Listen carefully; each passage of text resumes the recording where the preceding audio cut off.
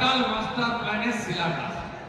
আমি দায়িত্ব নিয়ে বলছি, লিডার অব অপোজিশন খুব দায়িত্ব নিয়ে বলছে, 1 ডিসমিল জমি অধিগ্রহণ হয়নি, টেন্ডার হয়নি, এস্টিমেট হয়নি, ওয়ার্ক অর্ডার দেয়নি, শুধুমাত্র ভোটের জন্য আজকে এখানে শিলান্যাস হচ্ছে আর দেববাবু ওখানে গিয়ে তু খিচ মেরি ফটো করছে।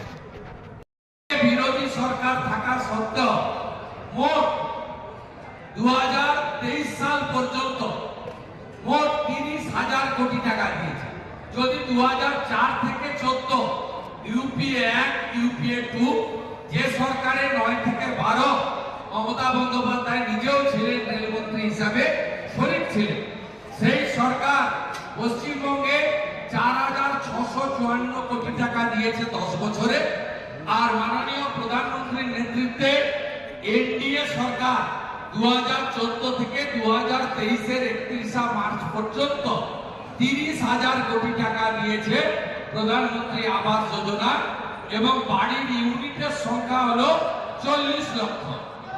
অর্থাৎ এই 40 লক্ষ ইউনিট প্রধানমন্ত্রী আবাস যোজনার বাড়ি মাননীয় প্রধানমন্ত্রী তিনি বিরোধী দলের সরকারকে দিয়েছেন, কিন্তু সাধারণ মানুষ পায়নি।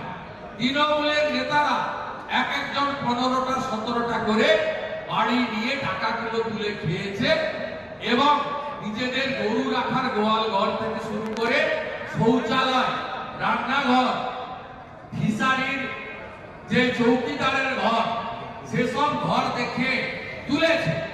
নওদার এক তৃণমূলের প্রধান মহোদয়া, তিনি গতবারে প্রধান ছিলেন 18 থেকে 23, সেই মহিলা একা আত্মীয় স্বজনের মিলে 17টা বাড়ি নিয়েছে।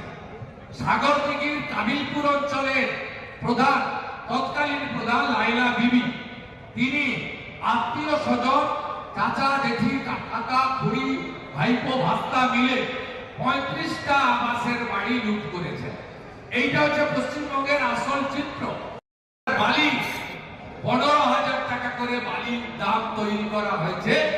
অবৈধ বালি খননকারী এবং তৃণমূল সিন্ডিকেট, রাস্তায় দাঁড়িয়ে হাত পেতে তোলা মমতা পুলিশ, এদের জয়েন্ট ভেঞ্চারে আজকে বালির দাম, পাথরের দাম, সিমেন্টের দাম, রডের দাম যে জায়গায় গেছে, এই টাকায় আর যাই হোক বাড়ি হয় না। তাই এই মিথ্যাচারের পর্দা ফাঁস করার জন্য 40 লক্ষ প্রধানমন্ত্রী আবাস যোজনার বাড়ি লুট করা তৃণমূল কংগ্রেসের স্বরূপ উন্মোচনের জন্য আমি এই প্রেস বার্তা দিলাম। সাথে আমাদের রাষ্ট্রীয় পক্ষ তিনি ডিজিটাল ওয়ারিয়ার ক্যাম্পের সূচনা করেছেন, ইতিমধ্যে আপনারা সেটা দেখেছেন। আমি এই বাংলার যারা পশ্চিমবঙ্গকে বাংলাদেশ হতে দিতে চান না, যারা চান শিক্ষিত বেকাররা চাকরি পান, যারা চান শিল্প আসুক, বিজেপির স্লোগান হাতে কাজ, পেটে ভাত, মাথায় ছাদ, তাদেরকে বলবো বিজেপির ডিজিটাল ওয়ারিয়ার ক্যাম্পে নাম লিখিয়ে আইপ্যাক, তৃণমূল কংগ্রেস, ভ্রষ্টাচারী সরকার, পিসি ভাইপোর জয়েন্ট ভেঞ্চার, এর পর্দাফাশ আগামী দিনে বাংলার শিক্ষিত যুবক যুবতীরা বিজেপির ডিজিটাল ওয়ারিয়ার হিসাবে, এবং বিশেষ করে সনাতনীদের উপর যে আক্রমণ হচ্ছে তার বিরুদ্ধে প্রত্যেকটি রাষ্ট্রবাদী সনাতনী আওয়াজ তুলবে। আজকে সকালে শুধু অজিত পাওয়ারজির ঘটনায় মনটা ব্যথিত নয়, বাগনানের কাছে শ্যামপুরে দুটো হিন্দু মন্দিরে সেখানে যেটা আমাদের হিন্দুরা গ্রহণ করে না এমন মাংস তার মালা করে মন্দিরে ঝোলানো হয়েছে, যেটা আমি মুখে উচ্চারণ করতে পারছি না, একজন হিন্দু হিসেবে মুখে উচ্চারণ করতে পারছি না, অপবিত্র করা হয়েছে।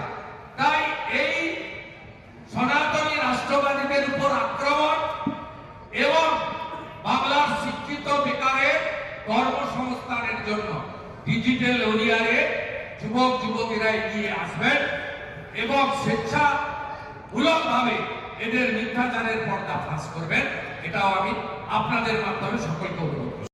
ভোট 19-এর ভোট, 24-এর ভোট, 9-এর ভোট বারে বারে এই ঘাটাল মাস্টার প্ল্যানের স্বপ্ন নিয়ে দিয়েছেন।